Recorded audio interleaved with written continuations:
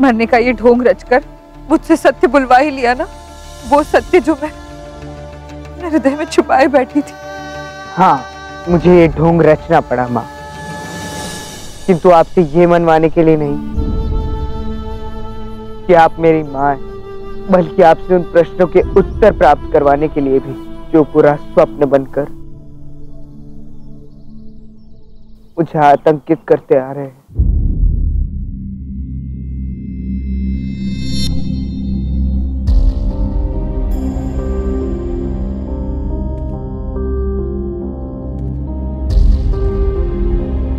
इतने वर्षों से मैं इसी घृणा और द्वेष की आग में जलता रहा कि मैं ही एक अभागा बालक हूं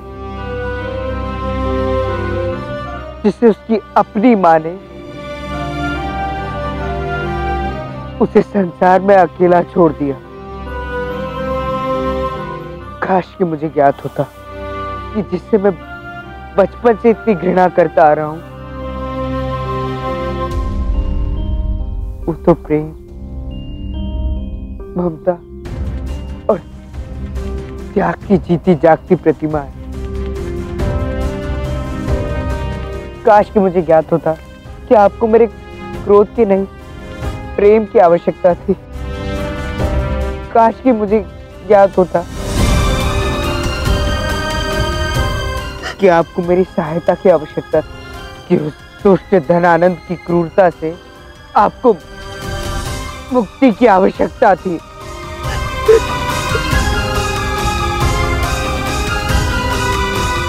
क्यों मां? क्यों आपने मुझे सत्य नहीं बताया? क्यों मुझे स्वयं से दूर रखा आपने? क्यों मां? क्यों? क्योंकि महत्वपूर्ण ये नहीं था कि तुम मेरे साथ जियो चंद्र, महत्वपूर्ण ये था कि तुम जियो। यदि तुम्हारा और मेरा संबंध संसार के सामने आ जाता तो धनानंद तुम्हें जीवित नहीं रखता, हत्या कर देता वो तुम्हारी। वीरभद्र की भांति। देख देख बुरा देख, आज तेरे वंश का संपूर्ण नाश हो गया। तेरे पति के रक्त की अंतिम बूंद भी बह गई। धनानंद तुम्हें उसी रात मार डालना चाहता था जिस रात उसने पीपली वन पर आक्रमण किया था।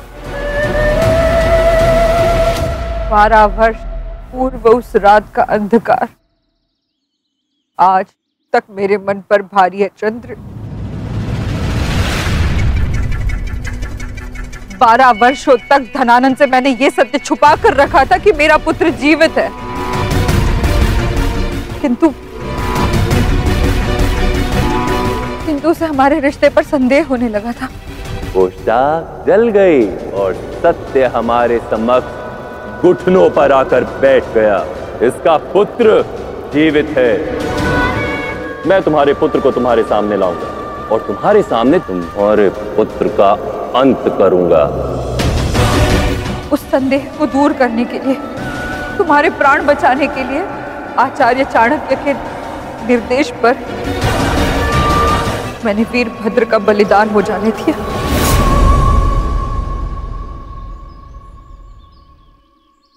यदि मैं तुम्हारे पास आती, तुम्हें सत्य बताती, तो इतने वर्षों से दबी तुम्हारे मन में जो भावनाएं हैं वो तुम धनानंद के सामने व्यक्त कर देते। तुम्हारे प्राण संकट में आ जाते, वीरभद्र का बलिदान व्यर्थ चला जाता और मेरी वर्षों की तपस्या भी विफल हो जाती। इसलिए मैंने तुमसे झूठ बोला।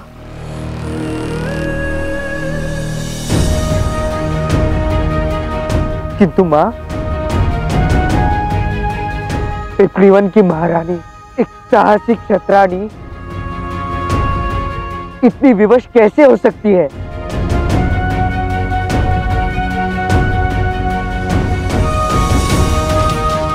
मुझे अपने अतीत के विषय में सब कुछ जानना है मां। मुझे बताइए मां।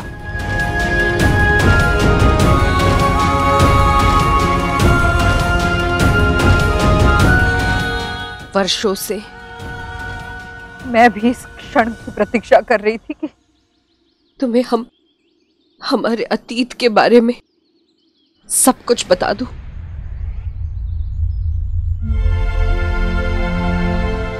बारह वर्ष पूर्व हमारा घर, हमारा राज्य पीपली वन क्षत्रिय साम्राज्य का एकमात्र राज्य था जिसे नंद अपने अधीन नहीं कर पाए थे।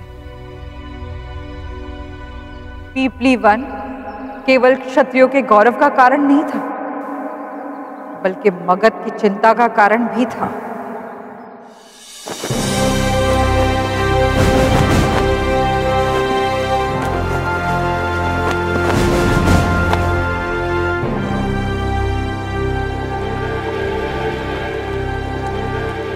पिताश्री, पिताश्री, आपको मेरी ये नई केश सज्जा कैसी लगी? मुझे तो बहुत अच्छी लगी। आपका क्या विचार है? पूरे 5 नापितों से भिन्न भिन्न प्रकार की केश सज्जा कराई, तब जाके मुझे ये केश सज्जा अच्छी लगी। क्या लगता है आपको कल राज्य अभिषेक में सम्राट पद्मानंद के पुत्र धनानंद की ये केश सज्जा सबको अभिभूत करेगी?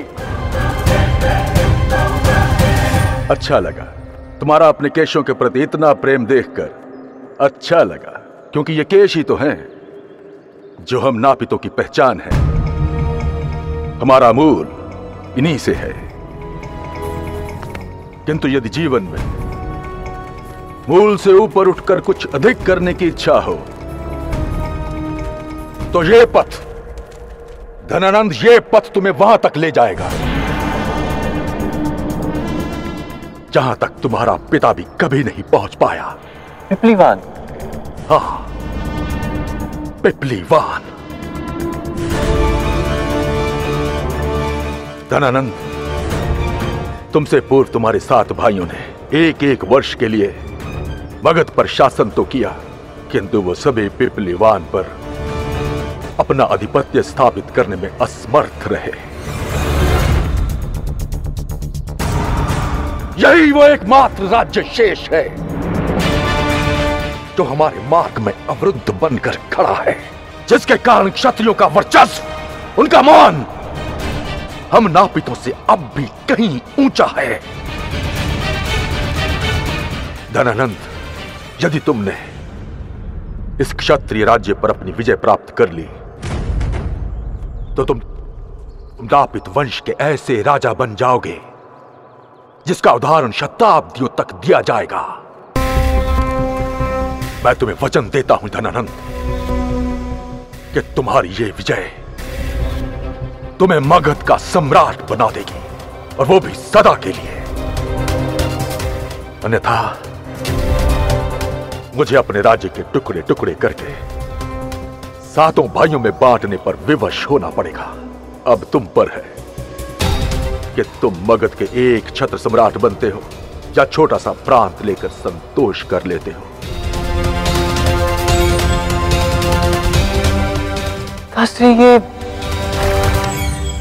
ये छोटा सा राज्य, इसको पराजित करने में कैसी कठिनाई? ना धनानंद, शत्रु के बल को उसके आकार से तोलने की कदापि चेष्टा मत करना। तुम्हें स्मरण रखना है कि ये पिपलीवान राज्य अभी तक अजय है। वो महल नहीं है, एक दुर्ग है, दुर्ग, और उस दुर्ग को तोड़ना असंभव है। इतना दुर्गम कि कई राजाओं की पीढ़ियां लग गई उस दीवार को तोड़ने में, पर वो सफल नहीं हो पाए। ये तो मुझे देखते ही आभास हो गया था माँ कि पिपलीवन के गढ़ को भेदना सरल नहीं है।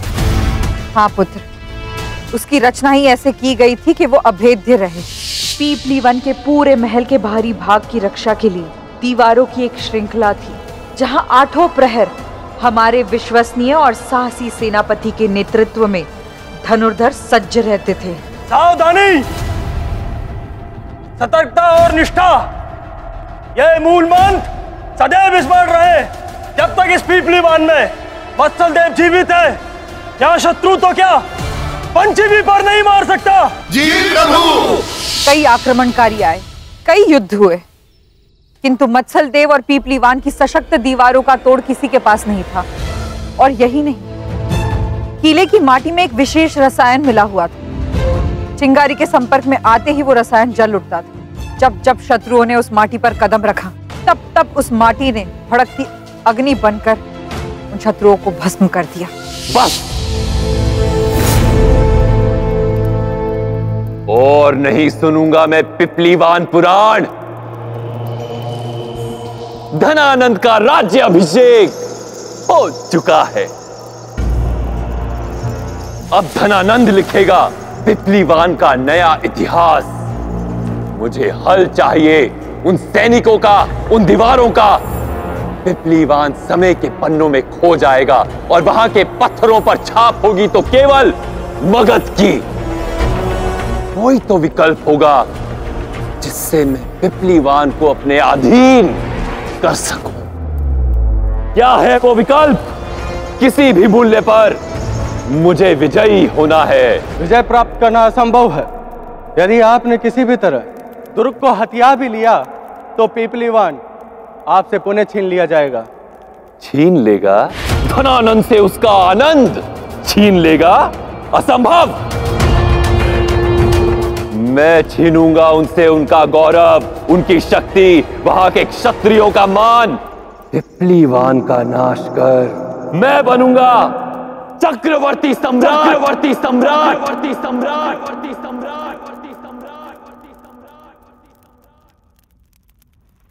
क्षमा कीजिए सम्राट, किंतु नीति ने चक्रवर्ती सम्राट का भाग्य किसी और के लिए लिख दिया।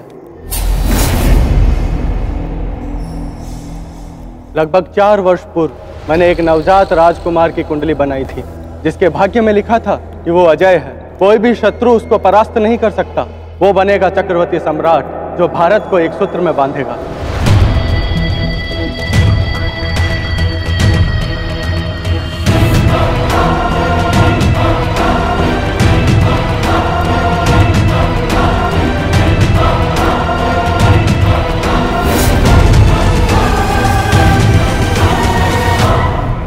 किंतु एक मार्ग है सम्राट। यदि उस राजकुमार को अल्प आयु में ही मार दिया जाए तो आपका चक्रवर्ती सम्राट बनने का पथ सुगम हो जाएगा। अन्यथा अन्यथा अन्यथा वो राजकुमार बड़ा होकर आपका काल बनेगा।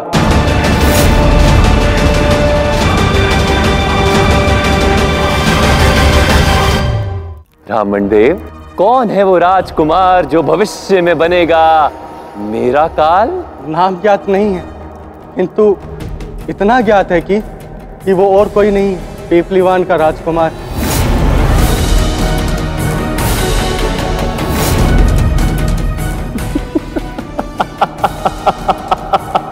प्रारब्ध, भाग्य, नियति का ये निराला खेल मुझे बहुत पसंद आया। जिस राज्य को मैं अपने अधीन करना चाहता हूं, उसी राज्य का राजकुमार भविष्य में मेरा काल बनेगा। तो अब चक्रवर्ती सम्राट बनने के लिए मुझे उस नन्हे से राजकुमार की हत्या करनी होगी। दुखद तो है, किंतु हारना मुझे भाता नहीं, और नियति को हराने के लिए मेरा ऐसा करना आवश्यक है। वैसे एक और आवश्यक कार्य है जो अभी शेष है। जानते हैं वो क्या है ब्राह्मण देव? क्या सम्राट?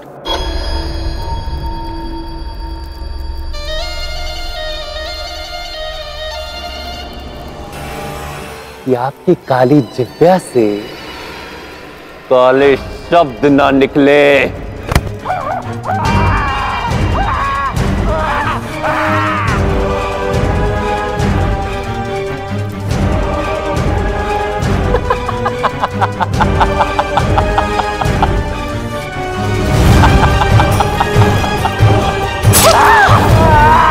साधु,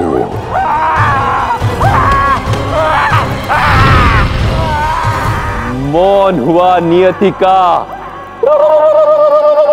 नाद। अब मुझे उस पिपलीवान के राजकुमार के दर्शन करने। मैं हूँ चंद्रगुप्त मौर्य, पिपलीवान का राजकुमार। रुक जाओ। जो कभी मेरे प्रजा या मेरे परिवार को चुनौती देगा, उसको मेरा सामना करना पड़ेगा। चंद्रगुप्त, मेरा पैर।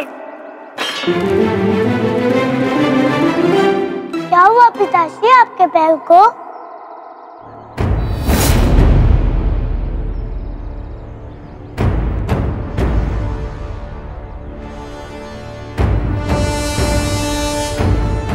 मेरे चंद्रगुप्त, आओ यहाँ।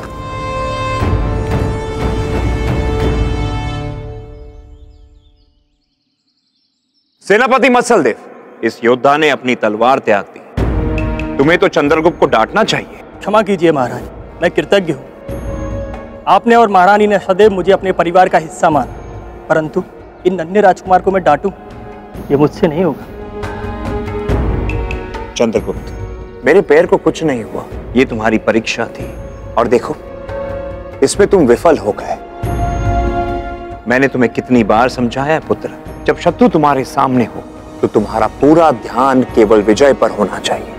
कोई भावना तुम पर हावी नहीं होनी चाहिए पुत्र, तब विजय तुम्हारी होगी। किंतु पिताजी, एक योद्धा में बल के साथ साथ करुणा भी होनी चाहिए ना।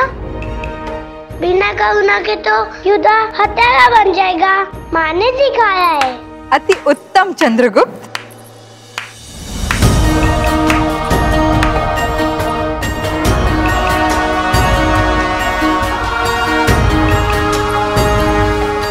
मैं अति प्रसन्न हूँ, तुम्हें अपना पाठ अच्छे से स्मरण है।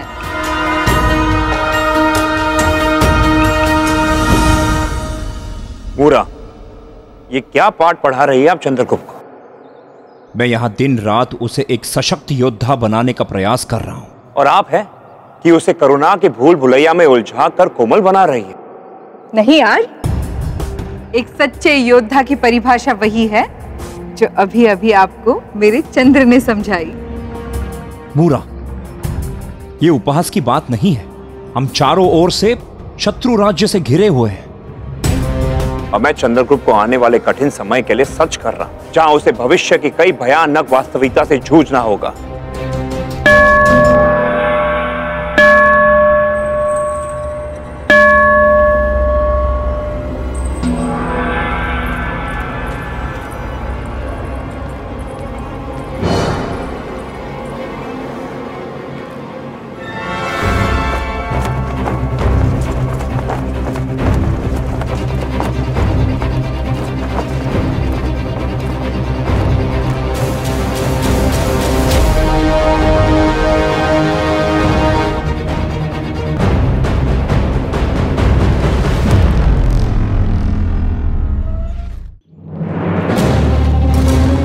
पिपलीवान के महान क्षत्रिय राजा को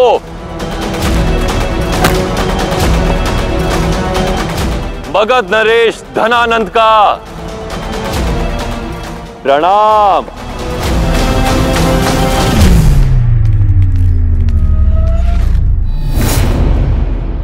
धनानंद शांति का दूत बनकर आया था, घुटनों पर टिके हुए, हाथ जोड़े हुए। पीपलीवन नरेश के सामने उसने मित्रता की भीख मांगी थी।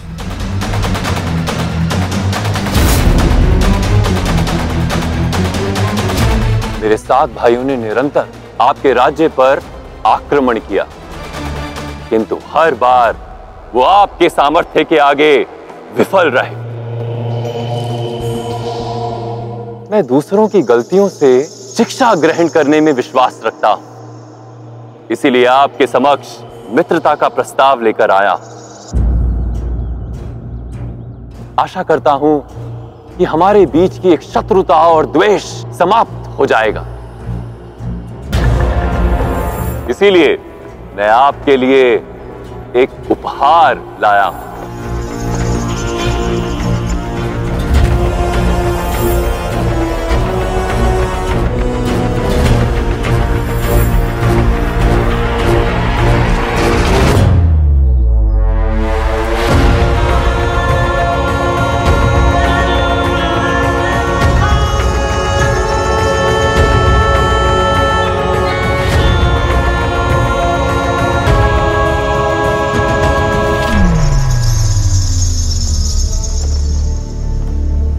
यदि उस राजकुमार को अल्प आयु में ही मार दिया जाए तो आपका चक्रवर्ती सम्राट बनने का पथ सुगम हो जाएगा, अन्यथा वो राजकुमार बड़ा होकर आपका काल बनेगा।